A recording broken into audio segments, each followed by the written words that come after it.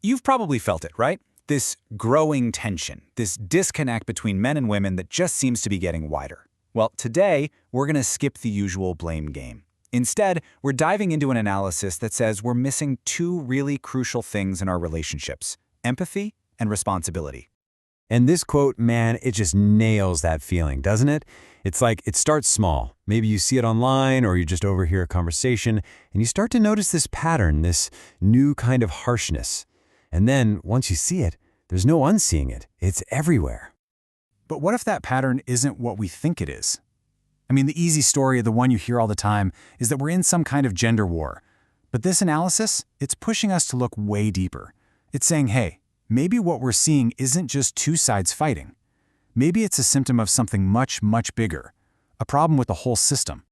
So let's talk about that pattern you can't unsee, these symptoms of a deeper problem. And where do you see this stuff play out most vividly? Yeah, online. It's basically the modern-day arena for all these tensions, and honestly, the way it's designed, it's like pouring gasoline on a fire. Think about it. These platforms are built to reward the most extreme takes. Any kind of nuance, it just gets flattened, thrown out the window. People stop being people, and they become these symbols you're supposed to either love or hate. Every conversation turns into combat. And being certain is way more valuable than being caring. The whole system is basically engineered for conflict. Okay, so that brings us to the real fight. And this is the core idea right here. This isn't about villains. People haven't just suddenly become evil. No, the problem is the system we're all stuck in. The incentives are all wrong, and they're actively pushing us apart. It's not about bad people, it's about a bad setup. So let's look at the two views of this conflict. The popular view, the one you see everywhere, is that it's a war between genders, that we're just cruel and incompatible. But the view in this analysis? Totally different. It says, hold on, we're not cruel, we're just reacting. We're not incompatible, we're disconnected. And we're disconnected by a system that's trained us to survive in ways that make real connection, well, almost impossible. To really get this, we've got to define a couple of key terms. First up is empathy. And look, this isn't just about feeling sorry for someone. It's way more than that. It's the actual skill of being emotionally present with another person, of really connecting. But let's be honest, in our modern world, this skill is often seen as, well, secondary. Kind of nice to have, but not as important as the real achievements. And on the other side, you've got responsibility. But our system has kind of warped this idea, hasn't it? It's defined it as the drive to provide, to be competent, to gain status. This is the stuff that gets the big rewards. It's the stuff you can measure, you can see on a resume. And our society values it above almost everything else. And that imbalance right there, that's where all the trouble really begins. So, how did connection become so transactional? How did we get to a place where value is basically just a number? Well, it all started when our whole idea of worth got tied almost completely to things we can measure. And in that shift, our relationships started to change, from something built on trust to something that feels a lot more like a deal. And this is the message that gets hammered home, especially for men, from a very young age. Your worth is what you produce. It's not about who you are, it's about what you do. Your job, your income, your status, that's your value. And you can see the chain reaction here, right? It's laid out so clearly. Step 1, the incentive. Your worth is measured by what you produce.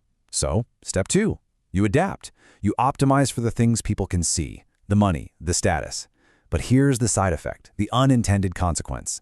Those relational skills, like empathy, they're not rewarded, so they start to fade away, they atrophy. And the final outcome? Trust gets replaced by transaction. You know, historically, those unwritten rules of how we're supposed to behave, those were often reinforced by women. It kind of acted like a social compass, creating a stable center. But then, as the economic pressures just ramped up and up, that relentless drive for status and stuff, it just overwhelmed that stabilizing force. The signal just got completely lost in all the noise. So what happens when the old rules get fractured? Well, everyone has to figure out new ways to survive, right? And so both sides, men and women, they came up with their own survival strategies.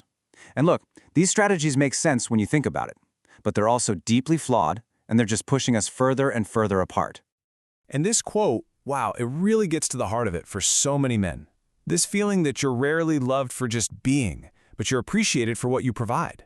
When love feels conditional like that, when it's all tied to your ability to produce, And when being vulnerable is seen as a weakness, well, the very foundation for connection just starts to crumble. So, in response to this pressure, you see two main adaptive paths for men. Some just withdraw. They check out of the system entirely, which leads to isolation, grievance, and this kind of online groupthink. Then there are the others who stay in the system, but they become, well, callous. They start chasing authority instead of intimacy, control instead of trust. And it's pretty clear, neither of those paths leads anywhere good, certainly not to real connection. And on the flip side, women have been adapting to this instability too. You see some go the route of self-sufficiency, becoming emotionally, financially independent, which of course makes you more selective. Others have had to adopt a more transactional approach, basically exchanging companionship for a sense of security that the system just doesn't guarantee anymore. And it is so important to see these for what they are, not moral failings, but strategic responses to a really messed up situation. And this, right here, is the central tragedy of the whole thing. You've got both sides reacting to the exact same fracture in the system, this system that just doesn't support connection anymore. But from inside their own bubbles, the other side's survival strategy, it doesn't look like a strategy. It looks like a personal betrayal. Which brings us to a warning. A warning from the middle, because this is the most urgent part of this whole analysis. What happens when these misunderstandings keep pushing everyone to the extremes? What happens when that middle ground just collapses?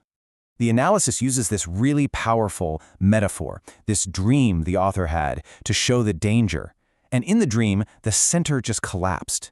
And the people who tried to stand in the middle, the ones who tried to say, hey, these arguments are actually hurting people, they found no shelter. There was nowhere safe for them to stand. And this is what it looks like when that center cannot hold. Nuance? It's not just ignored, it's treated as an actual threat. Reconciliation? It has no defenders left. The fighting gets so bad that it's not even men versus women anymore, it's men turning on men and women turning on women. The only people who get to speak are the ones at the absolute extremes. So here's the most important takeaway from all of this. This isn't about choosing sides. This isn't a team sport where one side wins. In fact, there are no winners here. The real point is to recognize that empathy and responsibility, they need each other.